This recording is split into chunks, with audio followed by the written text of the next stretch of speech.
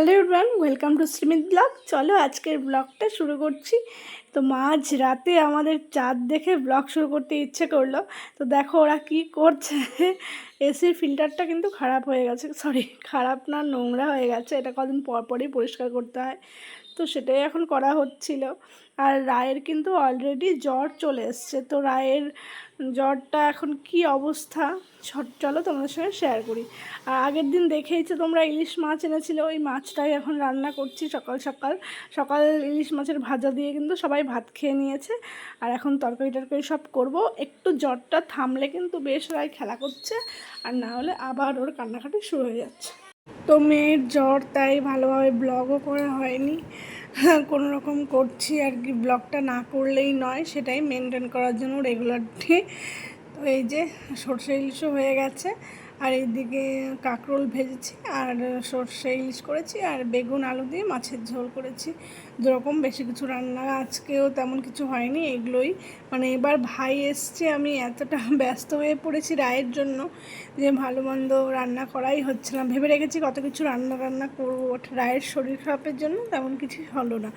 তো তো ভাই কিন্তু বেরিয়ে যাবে আজকে। খেয়ে দিয়ে একটু রেস্ট করছি, সবাই গল্প গুজব করছি। তো বর্ণি তো এখানেই ছিল, আমাদের সঙ্গে এসছে, মানে ছিল ওই দিন। তোমাদের এবার কি বলবো, মানে রায়ের এতটা শরীর খারাপ হয়ে গেছে।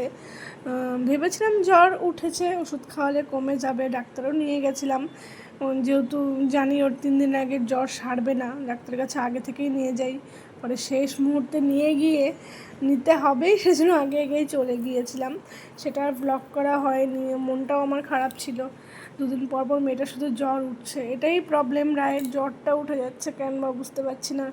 ডাক্তার ভিটামিন ফাইল দিয়েছে, খাইয়েছি আগের বারও, তবুও কিন্তু জ্বর ওঠার প্রবলেমটা রয়েই গেছে।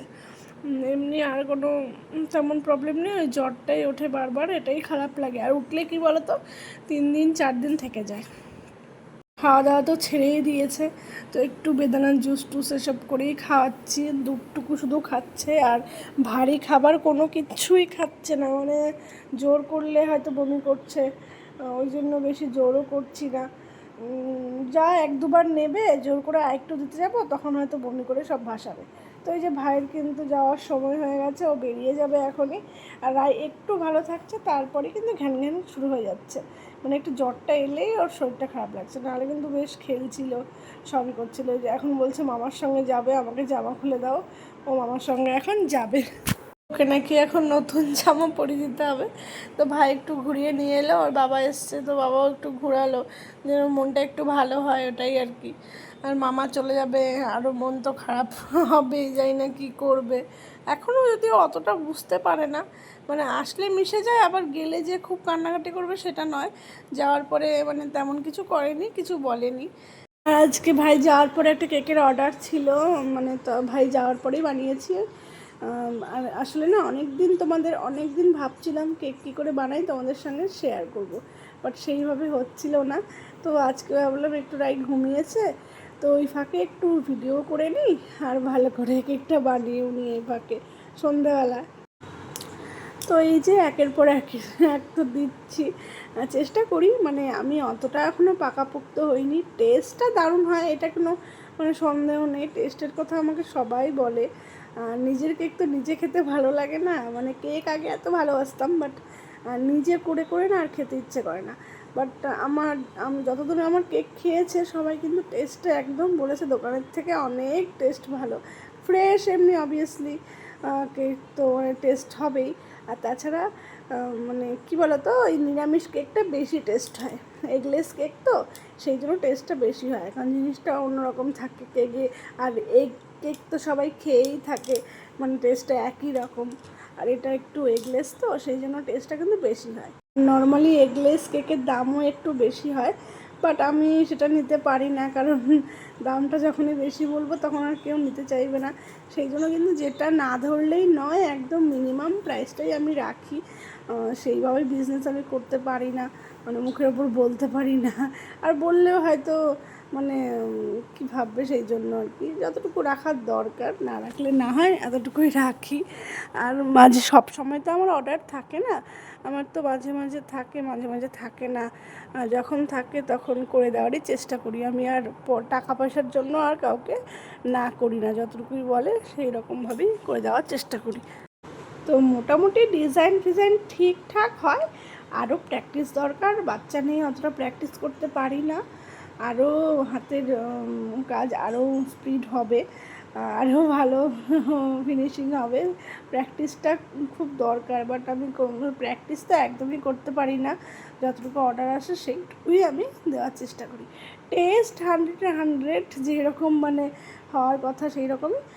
ডিজাইন 19-20 হতেই পারে, কারণ আমি প্র্যাকটিস করতে পারি না, যেহেতু বললামই তোমাদের ছোটো বাচ্চা আছে আমার। একটা আইসিং হয়ে গেছে কমপ্লিট, এখন ওপরের ডিজাইনটা দেবো, তাহলেই হয়ে যাবে, আর কোনো প্রবলেম নেই। আমার আবার টেনশন কখন রায় উঠে যাবে। আর ভিডিওটা ঠিকঠাক হয়নি, মানে আমি প্রথম ভিডিও করছি তো, মানে ক্যামেরাটা ভালো করে সেট করতে পারিনি। নেক্সট টাইম যদি করতে পারি অবশ্যই ভালো করে করব। আর একটা ডিজাইন দেখো, ডিজাইনটা করতে দেখাচ্ছি তোমাদেরকে, তাও মাথা দিয়ে ডিজাইন ঢেকে গেছে। বললাম না ক্যামেরাটা ঠিক করে বসাতেই পারিনি, বুঝতেই পারিনি। যাকে তোমাদের নেক্সট টাইম কিন্তু ভালো করে দেখাবো, ক্যামেরাটা ভালো করে সেট করার চেষ্টা করব। ফার্স্ট টাইম বুঝতেই পারছো। তো ডিজাইনটা অনেকটাই করে ফেলেছি, দিয়ে নিজেরই পছন্দ হলো না, কেন জানি না।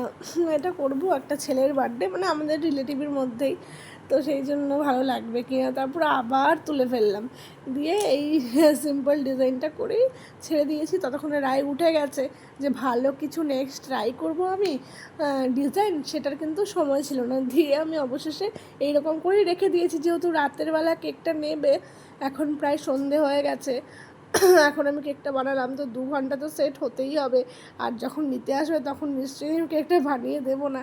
আর এই দেখো রাই উঠে গেছে, ক্রিম খাবে, তো ক্রিম খেয়েছে পনির, রাই এইসব করছে। মানে ওর যখন জ্বরটা মানে ভালো থাকে না, আমার কি ভালো লাগছে, মানে কতটা খেলছে ই করছে, আবার যখন একটু পরেই ওষুধটা খাওয়াচ্ছি ঠিক হচ্ছে, আবার জ্বর উঠে যাচ্ছে, তখনই আমার মনটা খুব খারাপ লাগছে।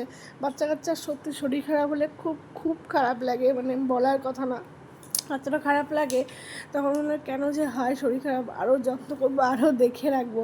আর সবথেকে বড় কথা, আমি জানি না এটা সত্যি কথা না মিথ্যা কথা, বিশ্বাস করা উচিত কি না, অনেকের বলে বাচ্চাদের নজর টজর লাগে।